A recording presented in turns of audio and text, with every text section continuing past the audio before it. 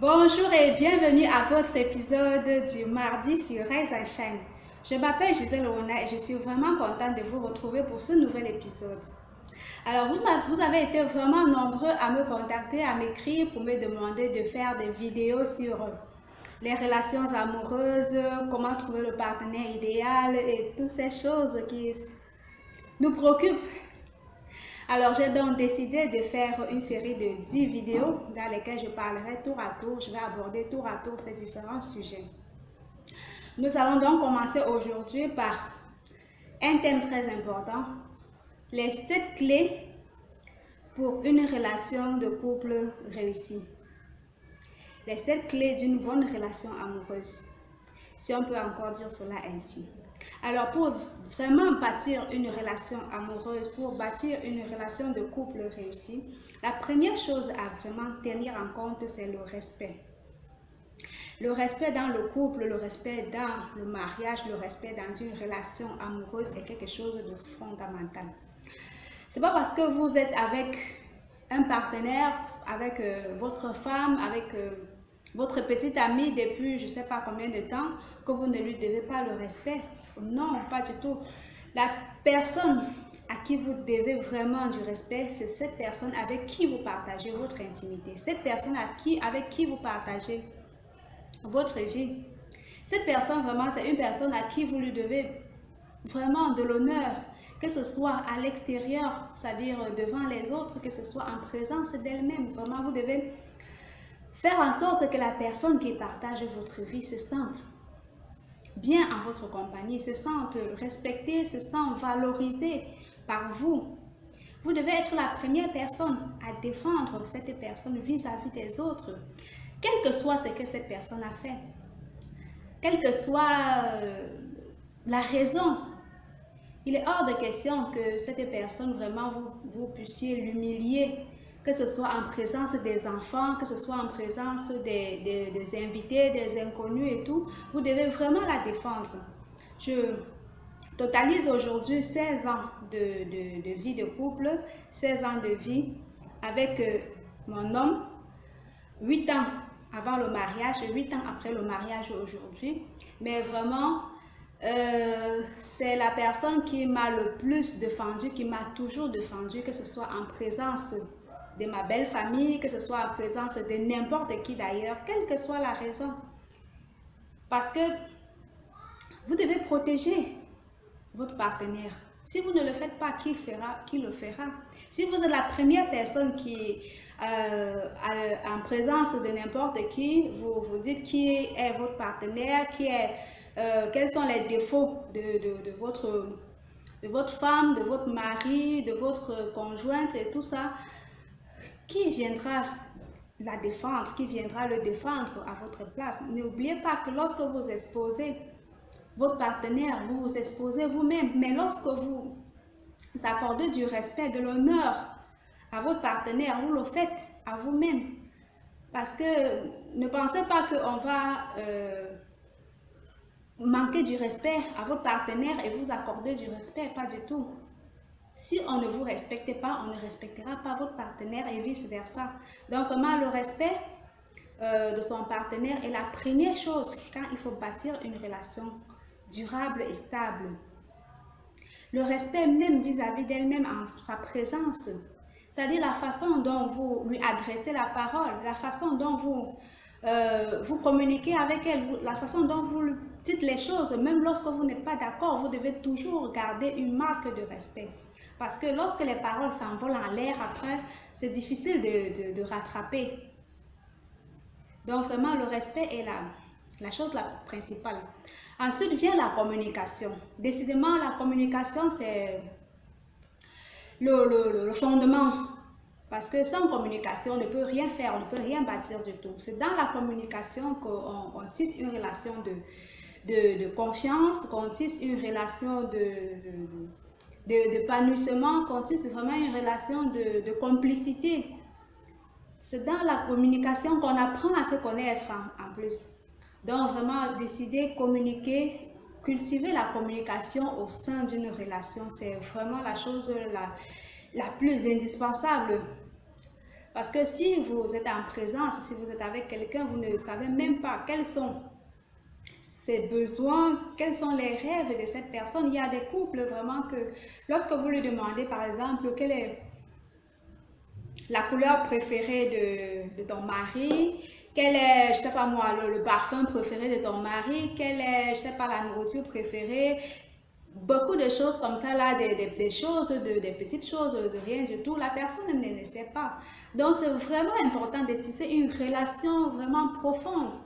Lorsque votre partenaire rentre à la maison le soir, lorsque vous vous retrouvez, vous devez vraiment partager tout ce que vous avez vécu dans la journée. C'est cela qui renforce votre relation de couple.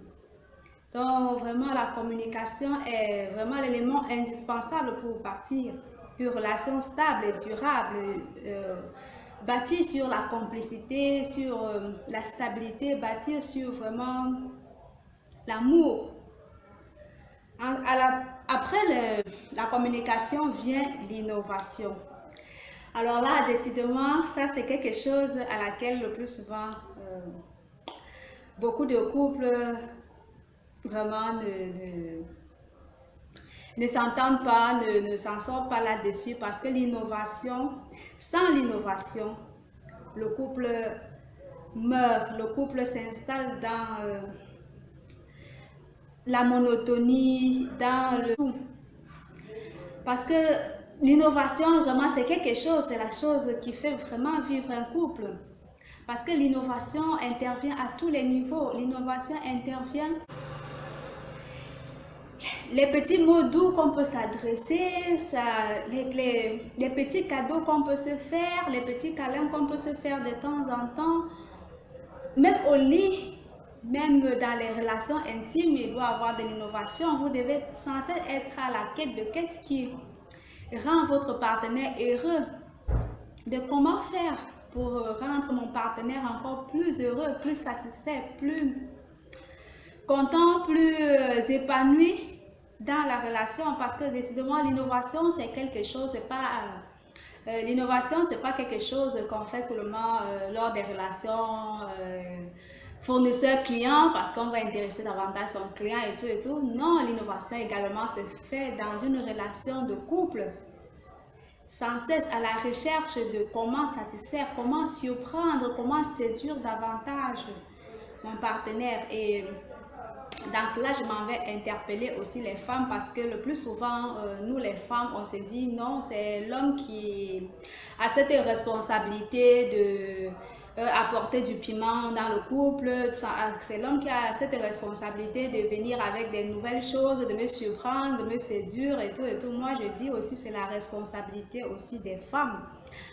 Parce que les femmes doivent être entrepreneurs, les femmes doivent prendre également une longueur d'avance dans ce domaine de l'innovation quand il s'agit vraiment d'apporter du piment dans un couple. Vraiment, nous avons dépassé cette époque-là où vraiment, même ça, quand il s'agissait peut-être des relations intimes, que la femme peut-être se dise que dans la relation intime, ça ne concerne que l'homme, le plaisir par exemple, c'est plus pour l'homme. Non, pas du tout. Aujourd'hui, vraiment, prenez vos responsabilités en main, prenez vraiment l'engagement de tirer aussi vraiment tout le meilleur qu'il puisse avoir, que ce soit dans une relation intime, que ce soit vraiment dans l'épanouissement au sein d'un foyer, parce que décidément tout le monde doit bénéficier de tout cela. Par exemple, vous devez communiquer, vous devez dire à votre homme qu'est-ce qui vous fait plaisir lors d'une relation intime. Vous devez être à même de dire ce que vous voulez qu'on fasse pour que vous vous sentiez bien. Parce qu'il ne faut pas, après, lorsque ce n'est pas fait, lorsque vous n'êtes pas satisfaite, que vous alliez peut-être en parler, je ne sais pas moi, à votre copine, je ne sais pas moi encore à qui. Non, mais tout cela doit se jouer avec votre conjoint. N'ayez pas l'habitude du tout de parler de quoi que ce soit, à qui que ce soit, de ce qui concerne votre foyer, que ce soit avec votre mère, que ce soit à votre père, vraiment pas du tout. Que cela se gère entre vous. L'innovation, vraiment, ça concerne tous les domaines, vraiment, ça concerne tous les domaines. Faites le maximum possible cherchez tout ce que vous pouvez faire, que ce soit homme et femme, ce que vous pouvez faire pour vraiment satisfaire, faire plaisir davantage tous les jours à votre partenaire, que ce soit par des petits cadeaux, que ce soit de temps en temps, par exemple, en invitant au restaurant. Je vous assure que ce sont des choses qui font vraiment vivre un foyer. Ce sont des choses qui font vraiment renaître une relation qui était déjà en train de s'effriter. Vraiment, c'est important, vous devez vraiment en tenir compte. Quand vous démarrez une nouvelle année, quand vous faites des projets, également intégrer ces choses-là. Qu'est-ce que vous devez faire pour rendre davantage votre couple, votre relation plus stimulante, plus vraiment palpitante. Voilà. Après l'innovation, il y a l'épanouissement. Décidément, une relation dans laquelle les conjoints ne se sentent pas épanouis, vraiment, ce n'est pas une relation qui va aller sur le long terme. Moi, en ce qui me concerne, quand j'ai rencontré l'homme de ma vie, j'étais en classe de terminale. C'est ensemble que j'ai eu mon baccalauréat. C'est vrai, on n'était pas encore mariés. On était encore... chacun vivait de son côté. Mais ça n'a pas empêché que les rêves que j'avais à ce moment-là, je les ai poursuivis, je les ai entretenus, j'ai tenu à réaliser mes rêves. C'est pas parce que on se met dans une relation, on est avec quelqu'un que vraiment on met ses rêves, on met ses projets, on met ses buts de côté. On s'est rencontrés, j'étais en classe de terminale. 8 ans après, on s'est mariés, mais c'est dans le mariage. J'ai poursuivi mes études, c'est dans le mariage que j'ai eu ma licence, mon master, en travaillant en journée et en fréquentant le soir. Donc, je vous assure, les femmes, les filles, je vous en prie, entretenez vos rêves, quelle que soit la personne que vous allez rencontrer sur votre chemin, quelle que soit la personne avec qui vous allez décider vraiment de vous mettre, ne mettez jamais vos objectifs de côté, ne mettez jamais vos rêves de côté. Poursuivez vos rêves, réalisez vos rêves, poursuivez vos buts, ayez vraiment des objectifs, parce qu'en principe, c'est tout cela qui fait l'épanouissement de l'un et de l'autre. Et pareil pour l'homme, si vous avez... Ne mettez pas vos rêves, vos objectifs de côté, vraiment. C'est tout ça qui contribue à l'épanouissement d'un être humain, parce que lorsqu'on se met en couple, lorsqu'on se met ensemble, c'est pour contribuer l'un et l'autre à notre épanouissement. C'est pas pour que nos rêves, nos buts, notre épanouissement puisse s'arrêter là. Non, pas du tout. Les hommes, les femmes, vous devez vous encourager mutuellement. L'homme doit encourager sa femme, sa partenaire, sa petite amie à poursuivre vraiment ses rêves, parce que c'est ça qui contribue vraiment à votre épanouissement à tous les deux. Quand l'un et l'autre se sentent épanouis, c'est ça qui fait vraiment que vous tous, vous êtes heureux. Parce que si l'un ou l'autre décide de renoncer à ses rêves parce que vous entamez une relation, tôt ou tard, il aura des remords, il aura des regrets et il va sûrement en vouloir à l'autre. Donc vraiment, il est important de poursuivre ses rêves, de poursuivre ses objectifs, malgré le fait qu'on décide par exemple de se marier, on décide peut-être entrer en relation. Moi, je dis vraiment, c'est à tort. Lorsque vous décidez d'abandonner vos projets, d'abandonner vos rêves parce que vous entrez dans une relation. Alors, après l'épanouissement, il y a l'humilité. Vraiment, l'humilité, c'est quelque chose vraiment qu'il faut cultiver au sein d'une relation. Moi, je dis toujours relation parce qu'on peut être marié, on peut vivre ensemble. Il y a plusieurs formes de relations. Entre hommes et femmes, vous connaissez de quoi je parle. Donc, vraiment, l'humilité, c'est la chose vraiment la plus importante. Parce que sans humilité, si de temps en temps, c'est elle qui doit dire non, j'ai raison, donc du coup, c'est pas à moi de faire le premier pas. L'autre, moi, non, c'est moi qui ai fait ci, ou bien c'est moi qui ai fait ça, c'est moi qui suis l'homme. Non, c'est à elle et tout ça. Donc vraiment, ça ne va pas fonctionner. Vraiment, on va galérer, on va perdre beaucoup de temps, de bonheur qu'on aurait pu passer ensemble parce que c'est elle qui veut montrer que non, j'ai raison et tout. Vraiment, même quand vous avez tort, ayez le courage de faire le premier pas, ayez l'humilité de faire le premier pas. C'est pas parce que vous avez fait le premier pas que vous allez diminuer. Vous cesserez d'être homme ou bien vous cesserez d'être femme. Non, c'est juste une preuve d'humilité. Et l'humilité, c'est une qualité, c'est une vertu. Donc, faites preuve d'humilité dans un foyer, dans un couple. Ensuite, vous avez le pardon. Vraiment, le pardon est très important. Le pardon est très important dans la mesure où vraiment, si vous n'avez pas le cœur au pardon, si vous ne savez pas pardonner, vous allez passer à côté de beaucoup de belles choses, beaucoup de bonheur que vous aurez pu expérimenter ensemble. Vous allez décidément aller de relation en relation sans jamais vraiment rencontrer, sans jamais vraiment vivre une stabilité, parce que à toute occasion, il faut pardonner. Il faut pardonner, c'est important. Il faut pardonner même l'infidélité. Parce que l'infidélité ne veut pas forcément dire que l'autre m'a trompé parce qu'il ne m'aime pas, ou bien non. L'infidélité, parfois, veut tout simplement dire que l'autre n'a pas eu assez de maîtrise, l'autre n'a pas eu assez de maîtrise de soi pour renoncer à tricher. Donc, refuser de pardonner dans une relation peut nous faire passer à côté de notre bonheur.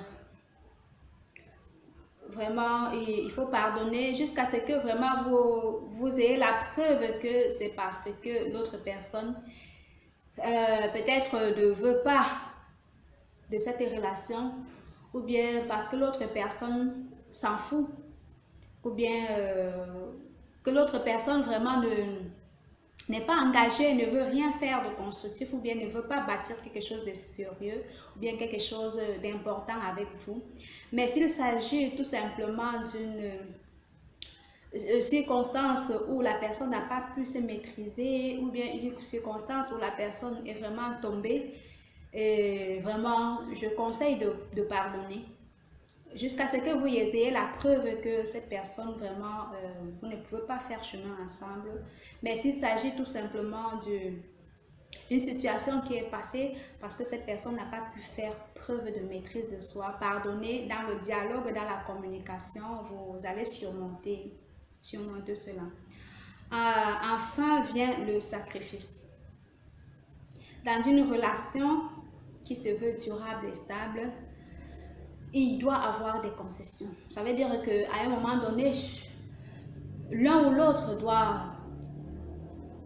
l'autre doivent pouvoir renoncer de temps en temps à ses besoins au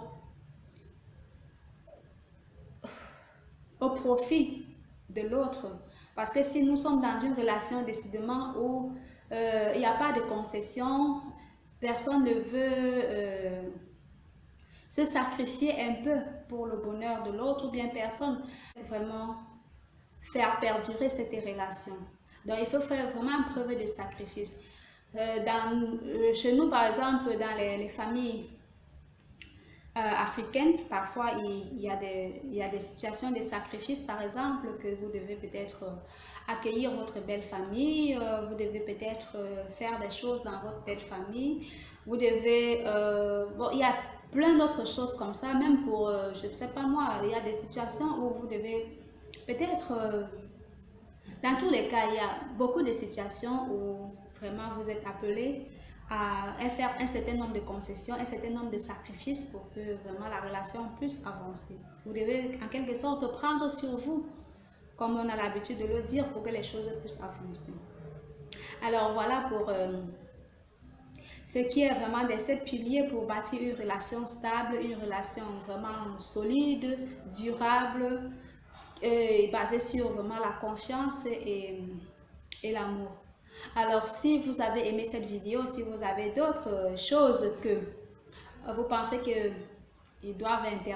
ces choses doivent intervenir dans le couple pour faire en sorte qu'une relation soit stable, solide, durable, n'hésitez pas à mettre en commentaire, à partager pour que nous aussi nous en soyons édifiés. Alors si vous avez aimé cette vidéo, n'oubliez pas de liker, de partager et de vous abonner pour de futures vidéos de cette série de relation de couple, bon partenaire, relation amoureuse durable et stable.